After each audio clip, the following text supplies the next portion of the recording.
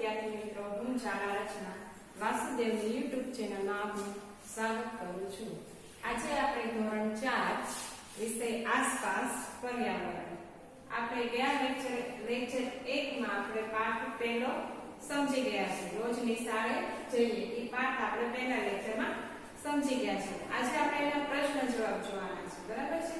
જે આ પ્રશ્ન જવાબ હું કરાવું છું તે તમારા પાકી બુકમાં લખી નાખવાના છે. બરાબર છે? આજે આપણે પાઠ પહેલાના પ્રશ્ન જવાબ જોઈએ. બરાબર છે? એમાં પહેલો પ્રશ્ન છે જે મેં તમને આખો પાઠ સમજાવ્યો ત્યારે મેં તમને બધું જે કીધું જે રણ પ્રદેશના રહેતા હોય એ લોકો ઊંટગાડીનો ઉપયોગ કરે છે, ગામડામાં રહેતા હોય એ બળદગાડીનો ઉપયોગ કરે છે. પછી જે બેટ ગાતાની મેં તમને વાત કરી હતી, ઉડન ખટોલાની વાત કરી, બરાબર? ત્યાં લેક્ચરમાં એ બધું મેં તમને સમજાવી દીધું છે. આજે આપણે એના પ્રશ્ન જવાબ જોવાના છે. જે એક વાક્યમાં આપણે એનો જવાબ લખવાનો છે. બરાબર છે? પહેલા તમે પ્રશ્ન લખજો અને પછી એનો જવાબ લખજો. અક્ષર બધા સરસ અને વ્યવસ્થિત કરવાના છે.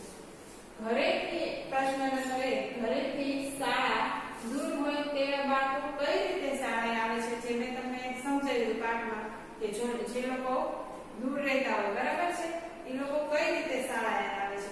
તો કે રિક્ષા અથવા તો બસમાં. જવાબમાં શું લખવાનું છે? રિક્ષા કે બસમાં. બરાબર છે? આ પહેલો પ્રશ્ન. પછી પ્રશ્ન નંબર 2 છે કે પુલ ક્યાં બનાવવામાં આવે છે? તો મેં તમને સમજાવ્યું એવી રીતે, બરાબર? બે નદી હોય, એક બાજુથી બીજી બાજુ જવા માટે જે રસ્તો બનાવવામાં આવે છે, નદી ઉપર બાંધવામાં આવે છે, એને શું કહેવાય છે? પુલ કહેવાય છે. પછી એ પણ સમજાવ્યું કે પુલ બનાવવા માટે કઈ કઈ વસ્તુનો ઉપયોગ થાય છે. બરાબર? એ મેં તમને પાઠમાં સમજાવી દીધું છે. તો હવે આમાં પ્રશ્ન એમ છે કે પુલ ક્યાં બનાવવામાં આવે છે? તો કે પુલ ક્યાં બનાવવામાં આવે? તો કે નદી ઉપર. નદી ઉપર. બરાબર? પછી પ્રશ્ન નંબર 3 છે કે બેટ દ્વારકામાં રહેતા લોકો શેનો ઉપયોગ કરે છે? યાદ છે તમને કોઈને? બેટ દ્વારકામાં રહેતા લોકો શેનો ઉપયોગ કરે છે? તો કે હોડીનો. મેં તમને કીધું હતું ને, બેટ દ્વારકા એટલે કે આજુબાજુ બધી કોઈ પાણી હોય ફરતું અને વચ્ચે જમીન હોય. એ ક્યાં હોય છે? જેમ કે આપણે બેટ દ્વારકામાં આપણે જોઈએ છે, એ લોકો શેનો ઉપયોગ કરે છે?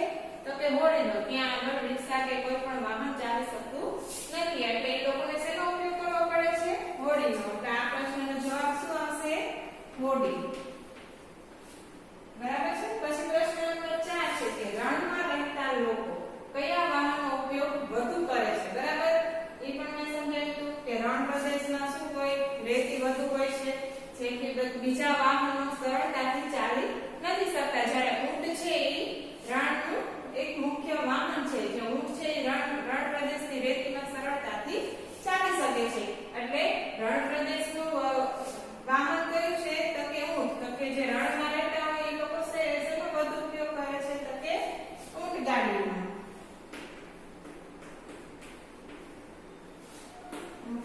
બરાબર? પછી પ્રશ્ન નંબર 5 છે ગામડામાં રહેતા લોકો શેમાં આવક જાવક કરે છે?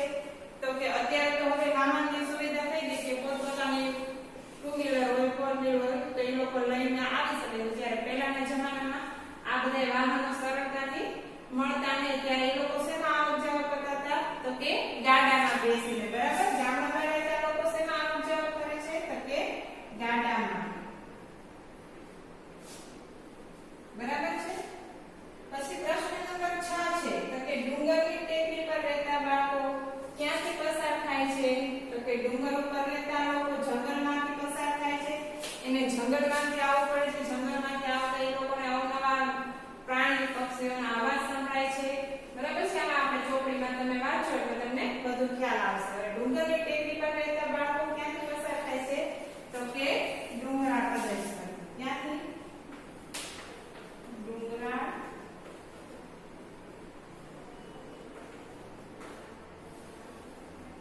પછી છે પ્રશ્ન નંબર 7, ડુંગર ઉપર આવજા કરવા શેનો ઉપયોગ થાય છે? યાદ છે કોઈને? મેં કીધું હતું જૂનાગઢ. બરાબર છે? શેનો ઉપયોગ થાય છે? ડુંગર ઉપર આવજા કરવા માટે ઉડન ખટોલા અથવા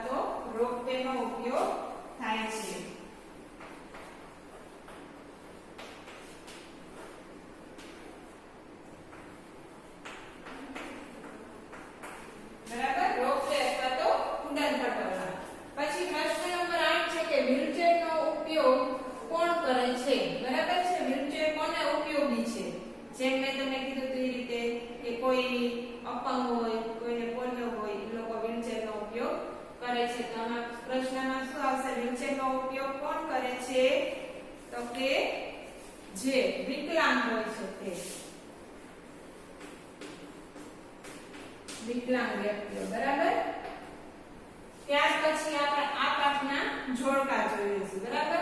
જોડકામાં મેં તમને પ્રશ્ન આપેલો છે, સામે હું જવાબ ડાયરેક્ટ લખું છું. બરાબર. સીધો સાચો જવાબ જ લખું છું.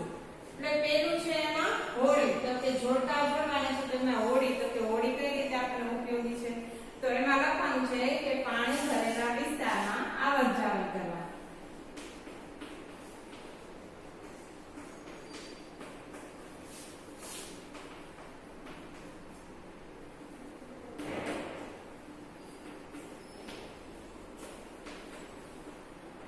બરાબર. હોળી આપણને કઈ રીતે ઉપયોગી છે? તો કે પાણી ભરેલા વિસ્તારમાં આવજા કરવા. બરાબર. ત્યાર પછી બીજું જોડકું છે પુલ, તો કે પુલ ક્યાં બાંધવામાં આવે?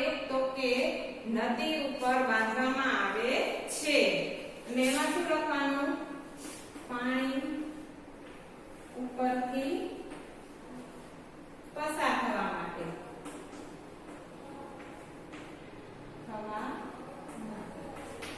ત્યાર પછી છે ઉડન ખટોળા, જે આપણે વાત કરી રોપવે. બરોબર. તો કે ઈ ક્યાં ઉપયોગી છે? તો કે બે ડુંગર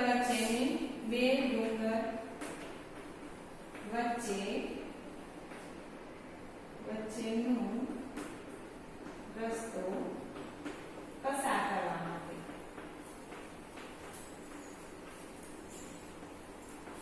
ત્યાર પછી છે સ્ટીમર, તો કે સ્ટીમર કઈ રીતે આપણને ઉપયોગી છે? તો કે સ્ટીમર આપણે જોયું છે, બધા પિક્ચરમાં ટીવીમાં જોયું હશે. તો સ્ટીમરનો શું આપણને ઉપયોગી છે? તો કે સમુદ્ર માર્ગે, એટલે કે જે દરિયાઈ માર્ગ છે એમાંથી આપણે બહારથી માલ સામાન લાવવો હોય એ માટે સ્ટીમર ઉપયોગી છે. એટલે એમાં શું લખવાનું? તો કે સમુદ્રી માલ સામાન માટે.